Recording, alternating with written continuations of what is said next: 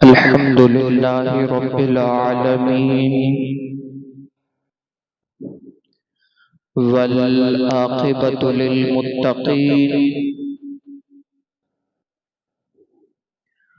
والصلاة والسلام على سيد الأنبياء والمرسلين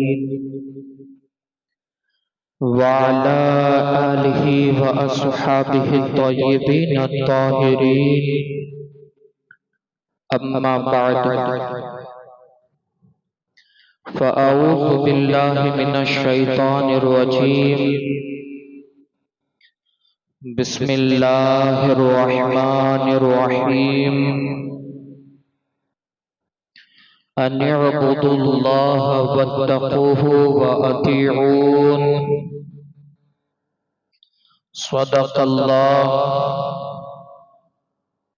صدق الله مولانا العظيم، وبلغنا رسوله النبي الأمين الكريم، ونحن على ذلك لمن الشاهدين والشاكرين، والحمد لله رب العالمين. حاضرین مسجد و سامعین محترم، السلام علیکم ورحمۃ اللہ وبرکاتہ.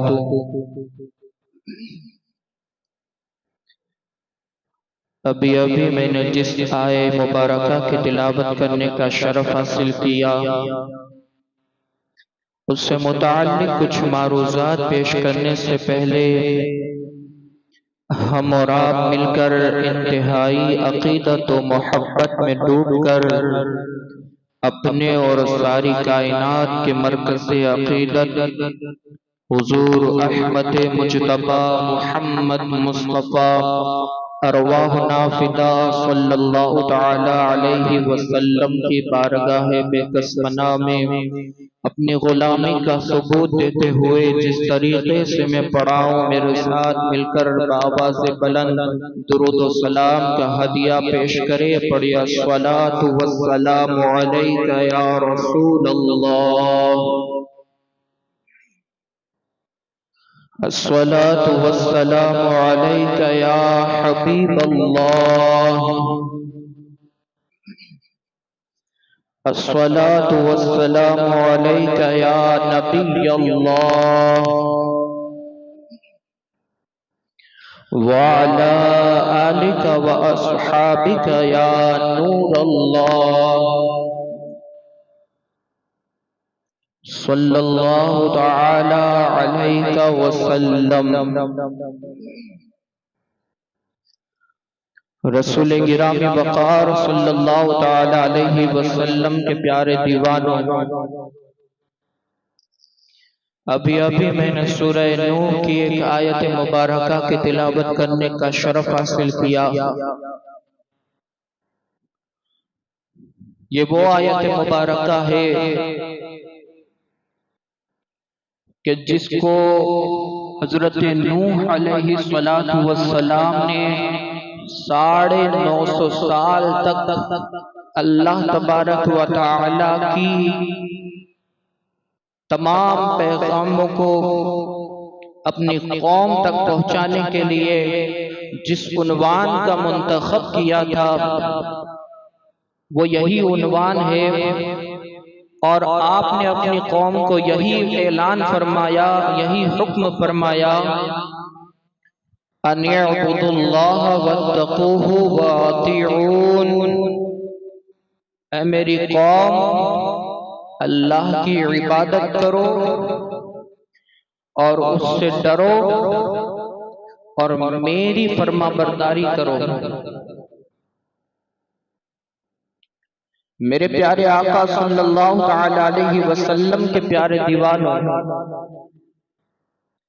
حضرت آدم علیہ السلام دنیا کے اندر سب سے پہلے نبی شمار کیے جاتے ہیں. تاریخ کا مطالعہ کرے تو آپ کو پتا چلے گا کہ آدم علیہ السلام کے بعد سے لے کر حضرت نوح علیہ السلام تک کوئی رسول نہیں آیا، جتنے بھی تشریف لائے وہ نبی بن کر کے آئے ہیں، کوئی رسول تشریف نہیں لایا۔ اب یہاں رک کر میں آپ کو بتاؤں نبی کسے کہتے ہیں اور رسول کسے کہتے ہیں۔ یہ کوئی ضروری بات نہیں کہ جو نبی ہے وہ رسول ہونا ضروری ہو۔ نبی الگ کیٹیگری ہے اور رسول کی الگ کیٹیگری ہے۔ جو رسول ہوگا وہ نبی ضرور ہوگا، لیکن جو نبی ہوگا وہ رسول نہیں ہوگا۔ یہ بات کوئی ضروری نہیں۔ رسول کہتے اسے ہیں جو اللہ تبارک و تعالیٰ کے پیغاموں کو اس پر کتاب نازل ہونے کے بعد بندوں تک، اپنی قوم تک پہنچائے، اسی کا نام رسول ہے۔ تو میرے پیارے آقا صلی اللہ تعالی علیہ وسلم کے پیارے دیوانوں، حضرت آدم علیہ السلام سے لے کر حضرت نوح علیہ السلام تک کوئی رسول تشریف نہیں لائے۔ حضرت نوح علیہ السلام جیسے ہی دنیا کے اندر تشریف لائے، آپ کو یہی حکم ہوا کہ اللہ تبارک و تعالیٰ کی طرف سے یہی حکم ہوا میرے دین کی تبلیغ کرو، بھٹکے ہوئوں کو اللہ کی راہ کی طرف لاؤ، نیک ہدایت کی طرف لاؤ۔ میرے پیارے آقا صلی اللہ تعالی علیہ وسلم کے پیارے دیوانوں، آدم علیہ السلام جیسے ہی اس دنیا کے اندر تشریف لائے، آدم علیہ السلام نے جیسے ہی دین کی تبلیغ شروع فرمائی، اس کے بعد سے لے کر آپ کی اولاد، آپ کی آل اور تمام انسان آپ کے بتائے ہوئے طور و طریقے پر عمل کا پیرا تھے۔ لیکن کچھ وقت ایسا بھی آیا کہ آدم علیہ السلام کے بعد اس دنیا کے اندر بت پرستی شروع ہو گئی، کفر و شرک کے اندر عوام الناس مبتلا ہونا شروع ہو گئی، لوگ گناہوں کے دلدل میں پھنستے چلے جا رہے ہیں، اور جو ہے وہ دنیا سے لوگ اللہ کی راہ سے بھٹکنا شروع ہو گئے تھے۔ ایسے میں اللہ تبارک و تعالیٰ نے نوح علیہ السلام کو اس فرش گیتی پر جلوہ گر فرمایا، اور یہی آیت مبارکہ کا درس دیا کہ لوگوں سے جا کر کے یہی عرض کرو، اللہ کی عبادت کرو، اللہ سے ڈرو اور میری فرما برداری کرو۔ اور آدم علیہ السلام کے بعد حضرت نوح علیہ السلام نے یہی آیت مبارکہ کو اپنا عنوان بنایا اور اپنا خطاب کا عنوان بنا کر لوگوں کو یہی درس دینا شروع کیا۔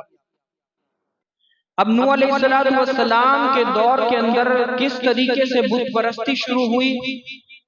وہ تاریخ کے اندر بتایا جاتا ہے کہ حضرت نوح علیہ السلام کی قوم کے اندر 4 ایسے افراد تھے کہ جو اللہ تبارک و تعالیٰ کی فرما برداری کیا کرتے اور اللہ کی عبادت کے اندر مشغول ہوا کرتے تھے۔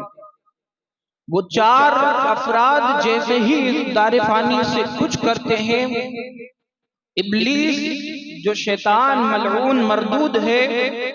اس نے اپنے دوسرے شیاطینوں کو حکم دیا کہ ان 4 افراد کے جیسی ہم شکل بت بناؤ، ان کے جیسی پتھر بناؤ اور ان پتھروں کی پوجا کرنا شروع کرو، ان کے سامنے اپنے سروں کو جھکاؤ۔ جیسے ہی یہ سلسلہ شروع ہوا، حضرت نوح علیہ السلام نے تمام لوگوں کو یہی درس دیا کہ تم بتوں کی پوجا کرنا چھوڑ دو، جو بندہ ہو سکتا ہے وہ معبود نہیں ہو سکتا۔ حضرت نوح علیہ السلام نے بہت سمجھایا، لیکن اللہ تبارک و تعالیٰ بھی چاہے ایک فرد ہو یا پوری قوم ہو، اس کو سنبھلنے کے لیے، اس کو اپنے راستے پر واپس پلٹنے کے لیے ایک مہلت بھی عطا فرماتا ہے۔ لیکن اس مہلت کے اندر بھی چاہے وہ فرد ہو یا پوری قوم ہو، اگر وہ نہ سنبھلے پھر اس کے بعد اللہ تبارک و تعالیٰ اپنا غضب نازل فرماتا ہے، اپنا عذاب نازل فرماتا ہے۔ پھر چاہے وہ زلزلے کی شکل ہو، پھر چاہے وہ آندھی طوفان کی شکل ہو، پھر چاہے وہ طرح طرح کی بیماریوں کی شکل ہو، پھر چاہے وہ اپنے بیوی بچوں سے ایک ظلم و ستم برداشت کرنا ہو، پھر چاہے وہ ذلت و رسوائی کا سبب ہو، طرح طرح کی چھوٹی موٹی شکل کے اندر اللہ تبارک و تعالی عذاب کو نازل فرماتا ہے۔ اسی طریقے سے حضرت نوح علیہ السلام کی قوم نہ سنبھلی، حضرت نوح علیہ السلام نے بہت لوگوں کو سمجھایا، بلکہ حد تو یہ ہو گئی کہ 1-2 سال نہیں، 5-10 سال نہیں، 150 سال نہیں، بلکہ 950 سال تک دین کی تبلیغ فرمائی، دین کی دعوت دیتے رہے۔ آپ اس دنیا کے اندر مبلغ بن کر کے آئے، لوگوں کو رائے راست پر لانے کی کوشش فرمائی، لیکن وہ گمراہ قوم ہرگز آپ کے فرمان کو نہ سنتی، بلکہ میرے پیارے آقا صلی اللہ علیہ وسلم کے پیارے دیوانوں میں آپ کو بتاؤں، جیسے ہی حضرت نوح علیہ السلام کو دور سے آتا ہوا دیکھتے، وہ قوم اتنی ذلت اور رسوائی کے دہانے پر پہنچ چکی تھی کہ حضرت نوح علیہ السلام کو دیکھ کر اپنے چہرے پر کپڑا ڈھانپ لیتی کہ ہمیں تمہاری شکل بھی دیکھنا گوارا نہیں ہے۔ جیسے ہی حضرت نوح علیہ السلام کوئی اللہ کا پیغام پہنچاتے، اپنی بات شروع کرتے، وہ قوم اپنی ہاتھوں کی انگلیوں کو اپنے کانوں کے اندر دھسا لیتی، ہمیں تمہاری بات بھی سننا گوارا نہیں۔ طرح طرح کے تانے آپ نوح علیہ السلام پر کسے جاتے، بلکہ حد تو یہ ہو گئی کہ بسا اوقات آپ کو مارا پیٹا بھی جاتا، لیکن پھر بھی نوح علیہ السلام اللہ تبارک و تعالیٰ کے پیغام پہنچانے سے باز نہ آتے۔ لیکن ایک آدمی کی بھی لمٹ ہوتی ہے، ایک برداشت کی بھی ایک لمٹ ہوتی ہے، ایک حد ہوتی ہے۔ آپ پیغمبر ہیں، آپ کے اندر بھی ایک انسانیت ہے، آپ کے اندر بھی دل ہے، آپ کا دل بھی ٹوٹتا ہے جب اتنی محنت اور مشقت کرنے کے بعد جب آپ کی قوم نہ سدھری، پھر آپ شکستہ دل لے کر اپنے نبوت والے ہاتھوں کو اللہ تبارک و تعالیٰ کی بارگاہ کے اندر اٹھاتے ہیں اور اللہ تبارک و تعالیٰ کی بارگاہ کے اندر عرض کرتے ہیں اور دعا کرتے ہیں، اے مالک، اے پروردگار، یہ تیری قوم، میں نے 950 سال تک تیرا پیغام پہنچایا، لیکن یہ قوم سنبھلنے والی نہیں ہے، یہ قوم شرک و بت پرستی سے باز آنے والی نہیں ہے، یہ تمہارے احکام کو فالو کرنے والی قوم نہیں ہے۔ اب مالک اس قوم کو اس فرش گیتی پر رکھنا، اس کا مطلب یہ ہے کہ آنے والی نسلوں کو بگاڑنا ہے۔ اگر یہ قوم آج اس دھرتی پر رہی تو پھر اس کی آنے والی نسل بھی بت پرستی کے اندر مبتلا ہو جائے گی اور شرک و کفر کے اندر پہنچ جائے گی۔ میرے مالک اس قوم کو اس فرش گیتی سے تباہ اور برباد کر دے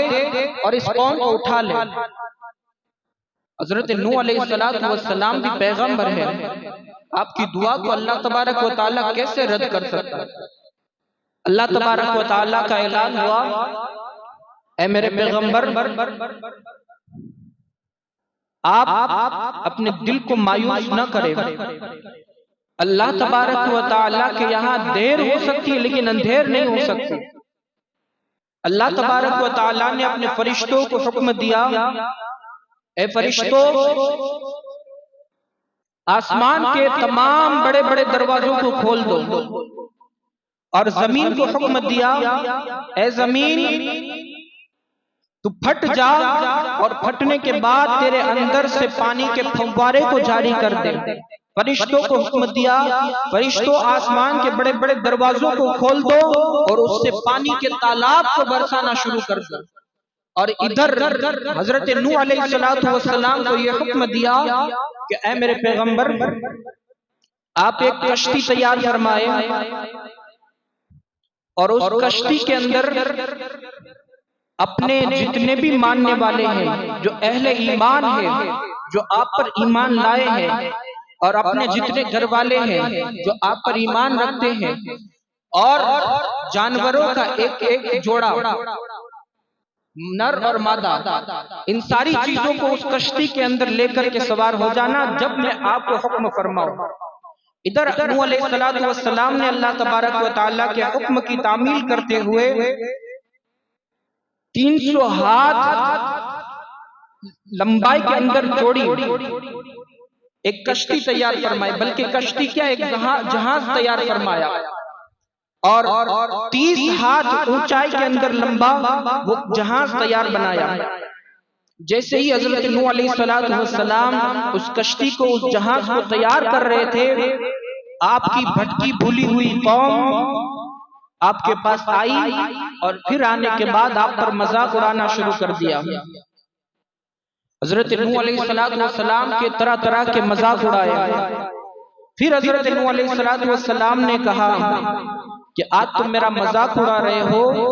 وہ دن دور نہیں کہ جب اللہ تبارک و تعالیٰ کی طرف سے ایک پانی کا سیلاب آئے گا اور یہ پوری دنیا تہس نہس ہو جائے گی، تم اس کے اندر ڈوب کر مر جاؤ گے۔ ابھی بھی تمہارے پاس وقت ہے، اللہ کی بارگاہ کے اندر توبہ کرو اور مجھ پر ایمان لے آؤ، اللہ کی اطاعت اور فرما برداری کرو، اللہ سے ڈرو، اللہ کی عبادت کرو، یقیناً اللہ تبارک و تعالیٰ تمہاری توبہ کو قبول فرمانے والا ہے۔ ورنہ وہ دن دور نہیں جب تم پر غضب آئے گا۔ وہ قوم اتنی جاہل ہو چکی تھی کہ نوح علیہ السلام کو کہتی ہے کہ آپ 950 سال سے لے کر ہمیں آپ اللہ کے عذاب سے ڈرا رہے ہیں، آخر وہ عذاب آئے گا کب جس عذاب سے آپ ہمیں ڈرا رہے ہیں؟ الیاذ باللہ، وہ عذاب آخر کب آئے گا جس عذاب کی آپ بات کر رہے ہیں؟ اور آپ ہماری فکر نہ کریں، اس لیے کہ یہ زمین بہت ہی پختہ اور مضبوط ہے، اس کی پیٹھ بہت مضبوط ہے، ہم اگر اس پر سیلاب بھی آئے گا تو ہم اونچے اونچے پہاڑوں پر چڑھ کر ہماری حفاظت کر سکتے ہیں، آپ ہماری فکر نہ کریں، ہم اپنی حفاظت خود کر سکتے ہیں۔ یہ جاہلوں کی سوچ ہوتی ہے، یہ ان کی مینٹالٹی ہوتی ہے، یہ وہ اللہ کے غضب کو دعوت دے رہے ہوتے ہیں۔ لیکن ہوا یہ کہ ایک دن ایک شخص کے گھر کے اندر تندور چل رہا تھا، اس تندور کے اندر آگ لگی، اور اللہ تبارک و تعالیٰ نے اس آگ سے فرمایا، اے آگ اس میں سے پانی کے فوارے کو جاری کر۔ اور ادھر نوح علیہ السلام کو حکم ہوا کہ جب میں آپ کو اس تنور کے بارے میں بتاؤں اور حکم کروں کہ وہ تنور جل چکا ہے، تب آپ اپنی قوم کو لے کر کے اس جہاز کے اندر سوار ہو جانا۔ حضرت نوح علیہ السلام نے اللہ کی تعمیل کرتے ہوئے، اللہ کے حکم کی عمل کرتے ہوئے اپنی ساری قوم کو، اپنے اہل ایمان کو لے کر اس جہاز پر سوار ہو گئے، اور اس طرف آسمان سے پانی اتنا برسا کہ پوری دنیا تہس نہس ہو چکی، زمین پھٹ گئی، اور زمین پھٹنے کے بعد زمین کے اندر سے پانی کے فوارے جاری ہو گئے، پوری دنیا تہس نہس ہونے کے دہانے پر پہنچ گئی۔ ایسے میں حضرت نوح علیہ السلام نے اپنے 3 بیٹوں کو اور اپنی بیویوں کو لے کر اور اپنے سارے اہل ایمان کو لے کر جہاز پر سوار ہوئے، اور جانوروں کے ایک جوڑے کو لے کر جیسے ہی سوار ہوئے، اتنے میں آپ کی نظر اپنے ایک نافرمان اور اللہ کی اطاعت نہ کرنے والے بیٹے، کفر و شرک کے اندر مبتلا کر دینے والے بیٹے کے اوپر پڑی، جو بیٹا جس کا نام کنعان تھا۔ وہ بیٹا جیسے ہی آپ نے دیکھا اس بیٹے کے اوپر، باپ کی رحمت جوش میں آ گئی، آسمان کی طرف نگاہ اٹھائی، اور نوح علیہ السلام نے اللہ کی بارگاہ کے اندر عرض کی، مولا تو نے تو کہا تھا کہ میں تیرے گھر والوں کو کوئی مصیبت کے اندر مبتلا نہیں کروں گا، میں ان کو بچا لوں گا اس تہس نہس کے اندر۔ مولا میں نے 3 بیٹوں کو تو رکھ لیا ہے، اس بیٹے کو بھی ہدایت دے دے۔ اور آپ نے ابھی یہ بات کہی تھی کہ آپ اپنے بیٹے کنعان سے کہتے ہیں، یا بنی ارکب معنا ولا تکن مع الکافرین، اے بیٹے اللہ کی عبادت کر، اللہ کی اطاعت اور فرما برداری کر، اور کفر و شرک سے باز آ جا، اللہ تبارک و تعالی یقیناً تمہیں بچا لے گا۔ اس بیٹے کا بھی جواب سنیں۔ اس بیٹے نے کہا کہ میرے باپ، مجھے تمہارے کوئی ضرورت نہیں، وہ فلاں پہاڑ دکھ رہا ہے، میں اس پہاڑ کے اوپر چڑھ جاؤں گا اور میں اپنی خود حفاظت کر لوں گا۔ ابھی یہ بات بول ہی رہا تھا کہ وہ کنعان کے طرف ایک ابھرتی ہوئی لہر آئی، اور لہر آنے کے بعد اس کنعان کو بیٹے کو لے گئی، اور آج تک وہ بیٹا ملا ہی نہیں، اس کو بہا کر کے لے گئی۔ یہ اللہ کا غضب، اللہ کا عذاب۔ اب ذرا اندازہ لگائے کہ نبی کے بیٹے کو بھی اللہ کا غضب نہیں چھوڑتا۔ اسی لیے قرآن نے فرمایا ان بطش ربک لشدید، بے شک تیرے رب کی پکڑ بہت سخت ہے۔ اللہ بھی ایک مہلت دیتا ہے کہ میرے بندے سدھر جا، سنبھل جا، پلٹ آ میری طرف، لیکن جب وقت ختم ہو جاتا ہے، وہ وقت چلا جاتا ہے مہلت کا، پھر اللہ تبارک و تعالیٰ بھی غضب نازل فرماتا ہے، پھر اللہ کا عذاب بھی جو ہے وہ دنیا کے اندر مبعوث کیا جاتا ہے۔ میرے پیارے آقا صلی اللہ علیہ وسلم کے پیارے دیوانوں، اس واقعے سے ہمیں سبق یہی ملتا ہے کہ اللہ کے غضب کو دعوت نہ دو، اللہ کے عذاب سے بچنے کی کوشش کرو۔ آج دنیا تباہی کے دہانے پر پہنچ چکی ہے، آج چھوٹی موٹی بڑی بڑی مصیبتیں بھی آج ہمیں جھیل رہے ہیں۔ اس کی وجہ سب سے بڑی یہی ہے کہ ہم نے اللہ کی نافرمانی کی ہے، اللہ کے فرمان کو ہم نے چھوڑ دیا، ہم نے قرآن کو بھلا دیا، ہم نے اللہ کی عبادت کو جو ہے وہ پسے پشت ڈال دیا۔ اللہ کی طرف پلٹو، اللہ کے گھر کو آباد کرو، اللہ کی عبادت کے اندر اپنے زندگی کو مصروف کرو، یقیناً اللہ تبارک و تعالیٰ تمہیں بچانے والا ہے۔ اللہ کے غضب کو دعوت نہ دو۔ ہماری یہ کمزور جان اللہ کے غضب کو نہیں جھیل سکتی۔ اب اسی بات سے اندازہ لگائیے کہ نوح علیہ السلام کے بیٹے کو اللہ نے نہیں چھوڑا۔ وجہ کیا تھی؟ وجہ سب سے بڑی یہی تھی نا کہ وہ بیٹا اللہ کی عبادت نہیں کرتا تھا اور اللہ کے ساتھ کسی کو شریک ٹھہراتا تھا۔ شرک کا معنی ہی یہی ہے۔ کفر و شرک کے اندر مبتلا ہو جانے کے بعد جب نبی کے بیٹے کو نہیں چھوڑا جا سکتا، اس پر بھی عذاب نازل ہوتا ہے، تو ہماری اور آپ کی تو کیا حیثیت ہے؟ اس لیے سدھر جاؤ، ابھی بھی وقت ہے، پلٹ آؤ، اللہ کی طرف پلٹو، اللہ تمہاری طرف پلٹے گا۔ اللہ کی رحمت کی طرف پلٹو، آپ اللہ کی رحمت کی طرف ایک بالشت بڑھیں گے، اللہ تبارک و تعالیٰ کی رحمت آپ کے لیے ایک ہاتھ کا استقبال کرنے کے لیے تیار ہے، لیکن آپ ایک بالشت آگے بڑھے تو صحیح، پھر اللہ تبارک و تعالیٰ کی رحمت بھی آپ کے لیے ایک ہاتھ سے استقبال کرنے کے لیے تیار ہے، ایک ہاتھ آپ کے لیے آپ کی طرف دوڑنے کے لیے تیار ہے۔ لیکن سب سے بڑی وجہ یہی ہے کہ پہلے آپ اللہ کی طرف پلٹے، پھر اللہ تبارک و تعالیٰ آپ کی طرف بھی پلٹے گا۔ اللہ تبارک و تعالیٰ کی بارگاہ کے اندر دعائیں، مالک مولا جو کچھ بیان ہوا اس پر ہم سب کو عمل کثیر کی توفیق عطا فرمائے۔ دوران گفتگو اگر کوئی لغزش یا خامی ہو، اللہ اپنے پیارے حبیب کی نالین کے صدقے میں اسے معاف فرمائے۔ استغفر اللہ ربی من کل ذنب واتوب الیہ وما علینا الا البلاغ۔ السلام علیکم ورحمۃ اللہ وبرکاتہ۔